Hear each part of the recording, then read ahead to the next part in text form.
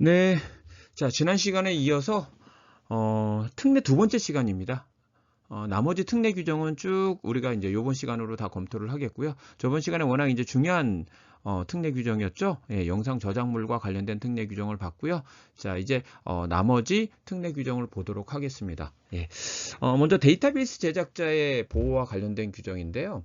우리 앞에서 이제 편집 저작물 할 때 이런 얘기를 했었죠. 데이터베이스는 편집물이에요. 그런데 데이터베이스는 그 택배구에 선택하고 배열하고 구성하는데 뭐 이렇게 특별한 어떤 창작성이 있지는 않아요. 그러니까 도리어 데이터베이스는 많은 데이터베이스를 이렇게 구축해 나가는 게 중요하다고요. 그래서 거기 투자를 많이 했을 때 실익이 있는 거죠. 이런 것들이 이제 우리 이제 문화 산업에 이렇게 제공이 됨으로써 이제 우리는 문화 향상 발전을 기할 수 있는 것이고요. 그래서 이제 일정 부분 데이터베이스 제작자가 우리 문화 향상 발전에 기여하기 때문에 보호하자. 창작성이 없더라도 보호하자. 보호 필요성이 있으니까. 그런데 아니 창작성이 없는데 어떻게 보호해? 라고 해서 이제 과거에 논란이 있다가 그럼 안 되겠다. 데이터베이스 제작자의 경우에는 이렇게 잘 축적해서 잘 분류만 해놓으면 되는 거거든요. 그 대신 얼마나 많이 축적했느냐의 문제이기 때문에 투자한 사람을 보호하는 거니까 이거는 창작의 문제는 아니니까 이렇게 보호는 하되 별도로 특례 규정으로서 조금만 보호하자. 이렇게 이제 최종적으로 결론이 난 거예요. 네. 그래서 지금 특례 규정에 데이터베이스 제작자를 보호한다는 규정이 있는 것이고요. 여기서 이제 뭐 정의 규정이 있는데 뭐 정의 규정 쭉 읽어보시면 되죠. 이제 어렵지 않죠. 네. 이제 이게 편집물이죠. 데이터베이스는. 자, 이렇게 편집물입니다. 그러면서 이제 그 소재를 개별적으로 접근 또는 검색할 수 있도록 한 거잖아요. 그쵸? 예. 요걸 우리는 데이터베이스라고 얘기합니다. 예. 그리고 이제 이걸 제작하는 사람은 어떻게 되는 거죠? 이걸 제작하고 제작자는 그리고 갱신 검증하고 보충하는 데 있어서 인적 물적으로 상당한 투자를 한 사람이에요. 창작한 사람이 아니라. 네. 자, 네, 요거는 뭐 데이터베이스도, 예, 데이터베이스도 이제 그 운영과 관련해서 프로그램과 뭐 같이 적용이 됩니다. 네. 요 밑에 있는 거 이제, 읽어보시면 될 것 같고요. 네. 자, 이제 데이터베이스 제작자에게 권리를 주는데요. 이거는 이제 편집물이잖아요. 그러니까 이 사람은 많은 걸 축적했기 때문에 이런 거예요. 많은 걸 축적했기 때문에 보호하는 거잖아요. 문화향상 발전에 기여하니까 보호하는 거잖아요. 그러니까 이제 많은 거에 상당한 부분을 이거를 갖다 쓰니까 이걸 막아준다는 거죠. 이거를 이거 무단으로 만약에 데이터베이스를 이렇게 이제 상당 부분을 갖다 쓰게 되면 여기에 대해서 이제 데이터베이스 제작자의 권리에 의해서 이제 우리는 보호를 해주겠다라는 얘기죠. 그러니까 이거는 이것도 편집물이기 때문에 개별적인 소재 있죠. 소재 자체를 우리가 보호하는 건 아니에요. 소재를 갖다 썼다고 해서 데이터베이스 제작자의 권리를 침해한 건 아니고요. 네, 이거는 전부 데이터베이스 전부거나 또는 이제 상당 부분을 복제 등을 했을 때, 네, 복제 등을 했을 때 이 권리를 가지고 보호를 받을 수 있다는 얘기입니다. 자, 그러면 이제 여기서 뭐 개별적인 소재는 상당 부분 아니죠. 이 중에 하나니까. 그렇죠? 예. 그리고 이제 데이터베이스의 구성 부분이 소재 그 자체에는 미치지 않겠죠. 네.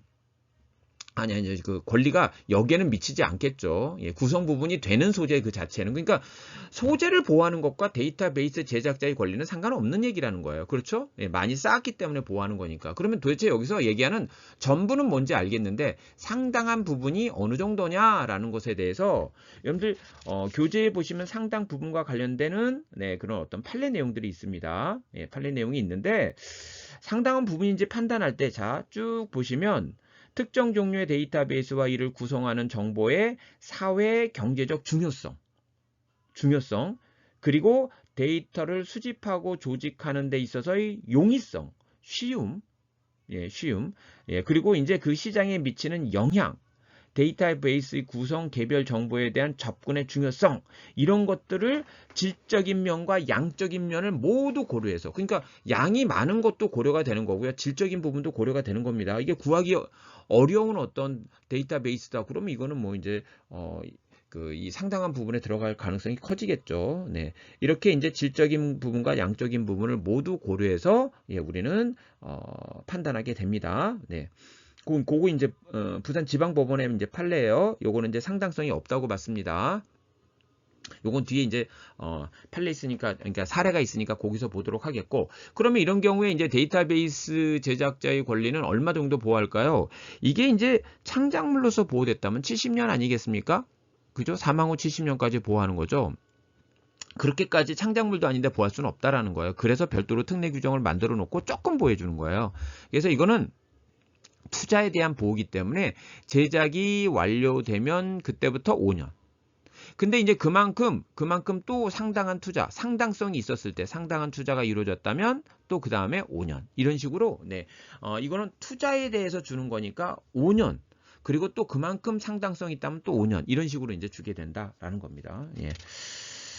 저작재산권에 이제 제한 규정이 이제 준용된다는 얘기고요. 네. 됐습니다. 자, 우리 사례를 보시면요. 우리가 이제 상당성을 얘기할 때, 우리가 상당성이 있어야지 이제, 데이터베이스 제작자의 권리에 의해서 보호를 받는 거 아니겠습니까? 그죠? 예, 그 권리 침해 주장에서. 자, 근데 이제 이거는, 어떤 회사냐면 어플이에요. 예. 그러니까 여기 보시면 숙박 정보 제공 회사입니다. 네. 근데 이제 이 직원이, 이 숙박 정보 회사의 직원이 자, 경쟁업체 B의 어플리케이션의 프로그램 소스를 분석하여 이용자만 대상으로 해서 접근이 허용되고 있는 정보를 알아내는 거예요. 알아내어 이를 바탕으로 뭐 크롤링 프로그램을 개발해서 어쩌고 저쩌고, 그래서 이제 뭐 이렇게 이런 정보들을 무단으로 데이터베이스를 복제해 온 거예요. 근데 이제 이 정보를, 그러니까 7에서 30m 내에 있는 범위를 넘는 1000km 내에 있는 정보를 하루에 한 번 내지 두 번 가량을 불러와서 무단으로 데이터베이스를 복제합니다. 네. 이게 점점 기능이 추가되면서 회사 서버가 아닌 다른 서버를 이용하려고 시도하였으며, B 회사가 비정상적인 트래픽을 감지하고 IP를 차단했어요. 예, B 회사의 정보를 계속 이게 빼가는 거예요. 네. 근데 전원을 차단해 버린 거죠. 네.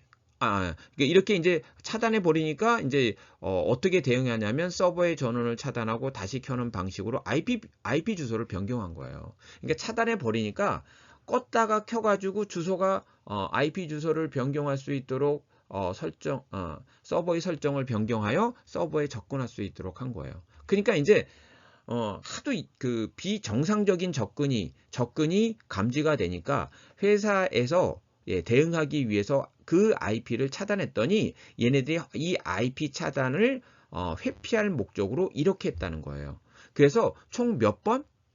이 크롤링 프로그램에 의해서 A 회사는 총 몇 번? 자, 여기 딱 끊어버리면 1594만 5090회에 걸쳐서 접근 권한 없이 서버에 침입하여 무단으로 서버의 데이터베이스를 복제했습니다. 몇 번? 1954만 번. 예. 10번도 아니고. 그래서 이제 데이터베이스 제작자의 권리를 침해했느냐라는 겁니다. 물론 여기는 뭐 어마어마한 데이터가 있을 수 있겠죠. 네. 아무튼 근데 여러분 생각해 보십시오. 1594만 번입니다. 예, 짜투리 띄어내더라도 이렇게 접근을 했어요. 그래서 복제를 한 거예요. 여기에 대해서 그러면 상당성, 우리가 상당한 부분이어야지 우리는 데이터베이스 제작자의 권리를 인정하는 거잖아요. 그러니까 이런 상당성이 있는가? 이 문제입니다. 자, 판례를 한번 볼게요. 이렇게 돼 있습니다. 일부 내용을 수집한 것은 사실이지만 수집한 내용이 이미 알려져 있고, 그러니까 쉽게 말해서 이제 공지가 돼 있는 정보고, 영업을 위해서 필수적으로 이거는 공개될 수밖에 없는 정보, 그것을 찾아보면 다 공개된 정보라는 거예요. 네. 그리고 실질적인 기업 영업에 직접 사용 가능성 가능한 것도 아니다라는 거죠. 네. 자, 또한 수집된 정보와 같은 데이터베이스 또한 보유하고 있었으며 수집된 정보를 이용한 데이터베이스의 갱신 또한 보이지 않는다. 그러면서 자, 이제 수집 정보에 대해 지금 계속 뭘 얘기하고 있는 거냐면 상당성을 얘기하고 있는 거야. 상당성. 중요하지 않다. 중요하지 않다. 이미 알려져 있고 이미 다 공개된 거고 예, 직접 사용 가능성도 없다. 이런 얘기를 하고 있는 거예요. 또 그 다음에 뭘 얘기해요? 이거 통상적인 거다. 통상적인 정보다. 그죠? 네. 그리고 이제 요거 일부 소재를 엑셀 파일로 정리한 것 뿐이다. 그리고 이제 이건 뭐 양적 질적으로 상당한 부분이라고 볼 수 없다. 예. 그리고 그 복제가 예, 통상적인 이용을 방해하거나 이익을 해친다고 볼 수 없다. 그래서 침해다? 아니다. 그러니까 결국 뭘 부정한 거야? 상당성을 부정한 거예요. 그죠? 네. 그리고 이제 뭐 그런 어떤 크롤링 프로그램과 관련해서 뭐 알지 못했다 뭐 이런 얘기한 거죠. 구체적인 방법 자체를 알지 못했다. 그러니까 이제 뭐 이거는 고의도 없었다 뭐 이런 얘기를 하는 겁니다.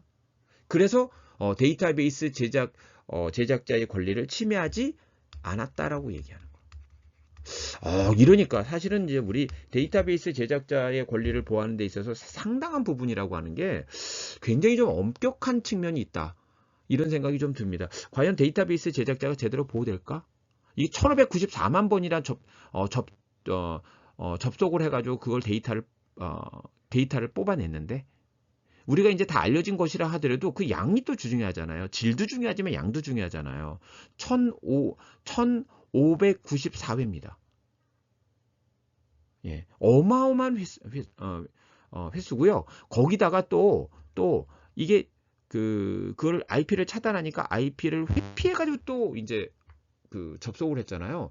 저는 이 정도라면 그 정보의 어떤 중요성 이런 걸 떠나가지고 이건 침해를 인정해야 되는 게 데이터베이스 제작자의 침해를 이 정도는 인정해줘야 되지 않느냐. 이 정도까지 인정 안 해주면 과연 이게 전부를 만약에 카피한 게 아니라면 이게 얼마나 이게 데이터베이스 제작자의 권리를 인정해 준다는 거야? 이런 생각이 좀 듭니다. 네, 그래서 저는 개인적으로 갸우뚱합니다. 갸우뚱. 아니 이 정도까지 상당성을 인정 안 하면 1594회도 아니고 1594만 회인데 네, 저는 인정해야 된다는 생각입니다. 물론 제가 도리어 이쪽 분야에 이제 전공자가 아니기 때문에 도리어 제가 그런 느낌을 네, 어떤 그 전공의 어떤 특성을 고려하지 못한 측면도 있을 수는 있겠지만 그냥 상식적인 선에서 봤을 때는 그냥 1594만 회를 4만 회를 접속해가지고 무단으로 복제를 했고 거기다 중간에 IP까지 차단했는데도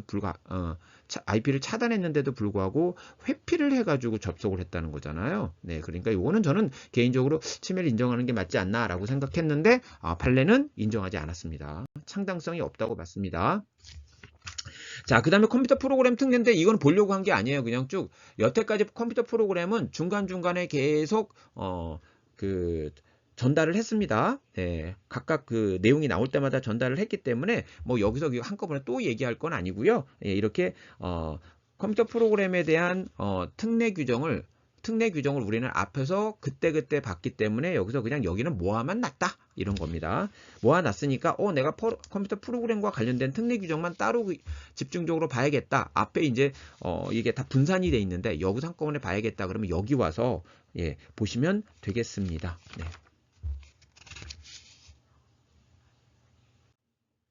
자, 이번엔 온라인 서비스 제공자의 책임을 제한합니다. 네. 자, 요게 이제 과거에 한 20여 년 전에 이제 소리바다 사건이라고 해서 전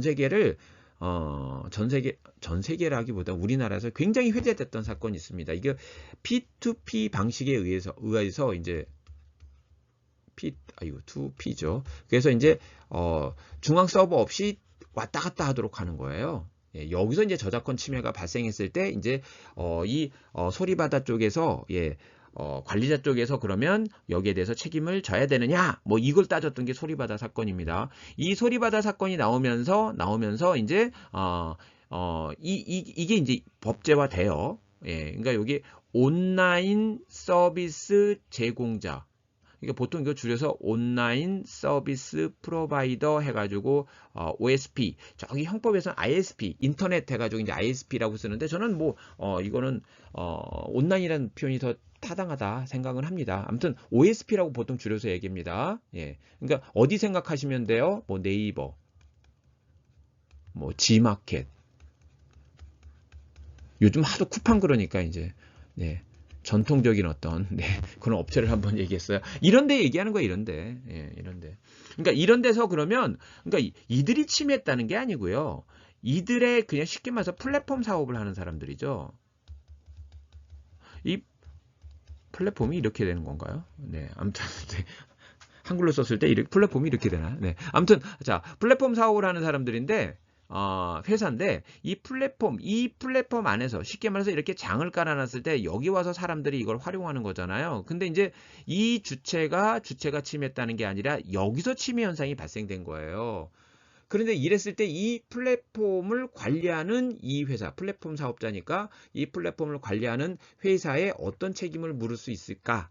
요게 이제 소리바다 사건이었고 이게 법제화된 겁니다. 자, 이렇게 정리가 됐습니다. 저는 이거는 좀 면제부, 요즘은 이제 면벌부라고 얘기하는데, 네, 면제부를 준 게 아닌가, 뭐 이런 생각이 조금 드는, 예, 조금 약간 기분이 그렇게 썩 좋지는 않은, 네, 이런 내용입니다. 자, 여기 어떤 내용으로 되어 있는 게 볼게요. 자, OSP에 대해서 책임을 제한합니다.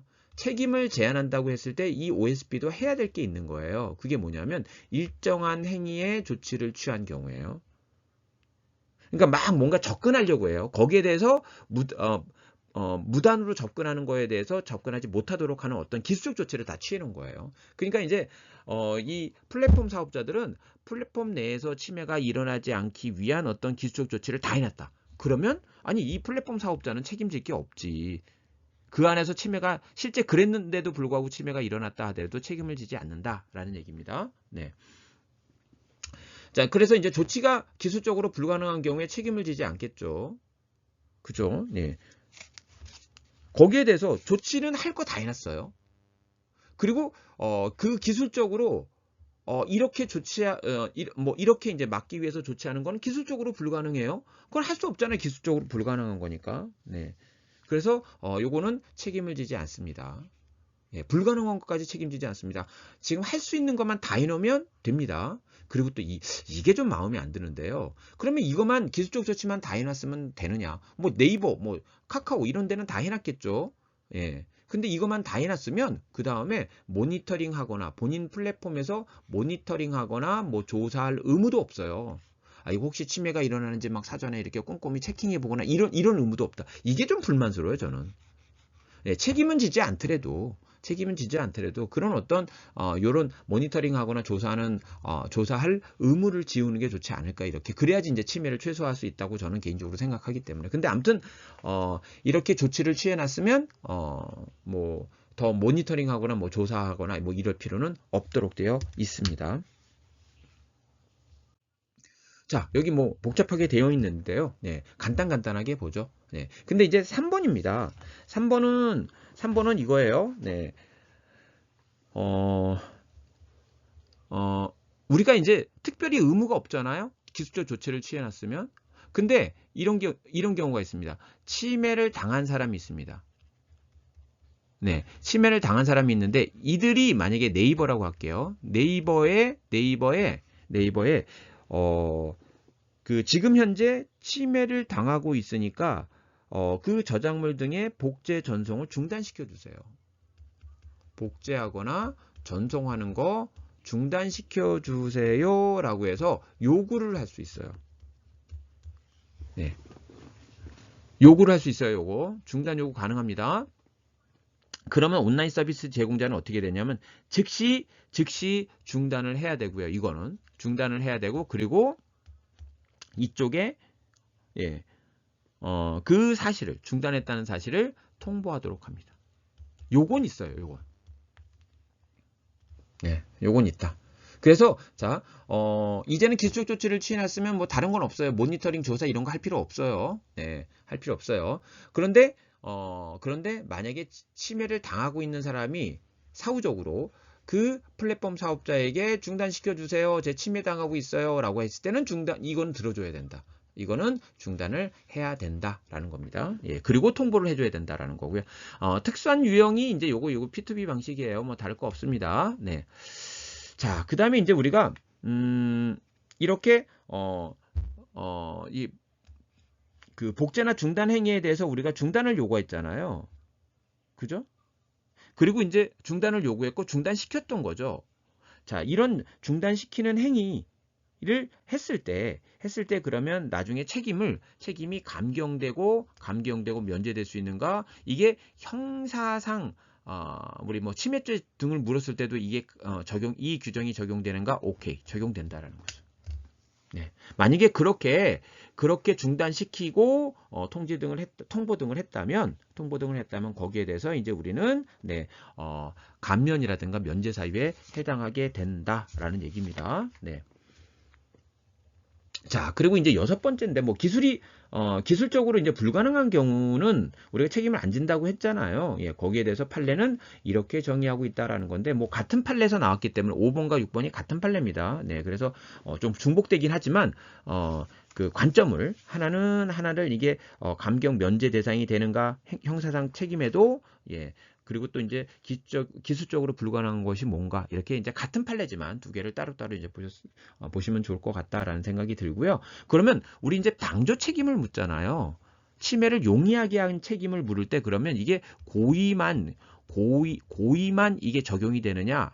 예, 방조 책임을 묻느냐? 아니다라는 겁니다. 과실도 묻는다라는 거고요. 예, 실제 이제 방조자에게 필요한 인식의 수준은 그렇게 구체적인 인식까지는 필요 없다. 예, 그걸 이제 판례 지문에서 얘기하고 있습니다. 그래서 거기 교재 이제 7번에 나와 있는 내용을 보시면 과실에 의한 방조도 가능하고 그리고 마지막에 가서 보시면 구체적으로 인식할 필요 없고 누구인지 확정적으로 인식할 필요 없다. 이렇게 돼 있죠. 네. 그래서 인식의 정도에 대해서 이제 판례 지문을 좀 봤습니다.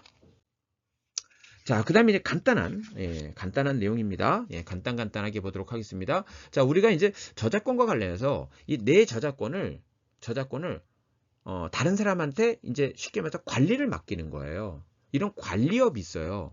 그럼 여기에는 뭐가 있냐면 위탁관리업이 있고, 그러니까 위탁관리업이라고 크게 표현하는데 여기에는 신탁관리업이 있고 대리중개업이 있어요.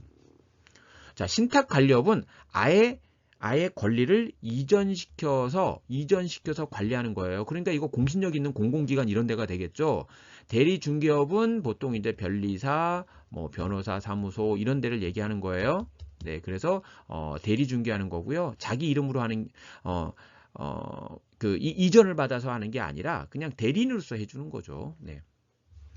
이런 형태가 있다라는 겁니다. 보통 여기는 이제 변리사, 변호사, 사무소 이렇게 되겠고요. 자, 그러면 우리 그 저작권 침해 등과 관련해서 어디서 이제 분쟁을 하죠? 소송에서 분쟁을 하잖아요. 소송에서 이제 분쟁을 하는데 이 분쟁하기에 앞서서 뭔가 빨리 끝내는 절차를 이용하면 좋지 않아요? 예, 그래야지 이제 서로 상처도 안 받고 비용도 안 들고, 네, 그죠? 네. 시간도 많이 안 걸리고 이렇게 빨리 끝내는 게 좋지 않을까요? 네, 그래서 인정하고 있는 제도가 조정제도입니다. 예, 간이한 절차, 그러니까 ADR 제도죠. ADR 제도 중에 이제 조정 절차가 규정이 돼 있다라는 겁니다. 그래서 간이한 절차로서 전국적으로 화해를 이끌어내는 절차고요. 이거 분쟁의 조정은 어디서 하고 있냐면 한국저작권위원회에서 하고 있고, 이 한국저작권위원회가 이제 프로그램 보호위원회하고 통폐합될 때가 2009년도인데요. 2009년도 이전에는 통폐합되기 전에는 뭐라고 했었냐면 저작권 심의조정위원회라고 얘기했어요. 그러니까 거기 조정이 들어가잖아요. 네, 그만큼 조정 업무가 한국저작권위원회에선 중요한 업무다. 예, 그런 말씀을 드리겠고요. 자, 그 다음에 이제 한국저작권위원회는 이런 업무들을 합니다. 사실은 이제 저작권 심의조정위원회라고 해가지고 이제 뭐 여기 뭐 조정 규정 들어가죠. 예, 분쟁을 해결하는 이런 어떤 절차들이 있다라는 거예요. 이게 원래 가장 주된 업무고요. 근데 이제 특허청의 주된 업무는 보통 등록 업무잖아요. 심사 등록 업무잖아요. 근데 이제 저작권법은 무방식주의이기 때문에 어떻게 보면 조정 업무가 더 중요하다고, 전통적이면서 중요하다고 얘기할 수 있고, 그 다음에 이제 등록 업무도 하고요. 예, 그 다음에 이제 뭐 심의조정위원회니까 이제 뭐 심의도 하고 이런 업무를 합니다. 그리고 이제 저작권위원회가 이제 워낙 다양한 일을 하다 보니까 예, 요걸 갖다가 이제 그 저작권 침해 등과 관련해서는 예, 우리 저작권 보호원이라고 해서 따로 그 기관을 이제 설립을 한 거죠. 예. 그래서 이제 보호와 관련해서는 집중적으로 이제 이 저작권 보호원에서 이제 그러한 업무를 이제 보고 있다라는 겁니다. 자, 요거는 간단히만 얘기할게요. 간단한 얘기할 거는 뭐냐면 우리가 이제 침해가 돼서 손해배상을 청구하는데 보니까 그 어떤 사용료에 있어서 요율이라든가 금액이 없어요. 그러면 손해배상 청구에서 그런 사용료가 사용료 요율이라든가 금액이 정해져 있지 않으니까 그럼 뭐 손해배상 별로 많이 받을 필요 없네라고 해서 실제 손해보다 적게 인정을 할까요? 그렇진 않다라는 겁니다. 예. 물론 그거를 합리적으로 이제 도대체 얼마의 손해이냐 판단을 해야 되지만 그런 것들이 요율이나 금액이 정해져 있지 않다고 해서 손해배상 청구권을 제한하는, 손해배상 청구 금액이 예컨대 이제 뭐 굉장히 저렴해진다거나 손해배상 청구를 못 한다거나 예, 그런 일은 없다. 네. 자, 이제 네, 여기까지 해서 우리 이제 특례 규정을 이제 마무리했고요. 이제 남은 주제가 이제 침해와 관련된 주제예요. 예, 침해 등과 관련된 주제를 하고 그 다음에 이제 뭐 조약 얘기 간단히 하면 우리 이제 그 저작권과 관련된 강의도 모두 끝나네요. 네, 아무튼 여러분들 수고하셨고 이제 몇 번 남지 않았으니까 네, 조금만 힘내시고 쫓아와 주셨으면 좋겠습니다. 자, 다음 시간에 뵙겠습니다.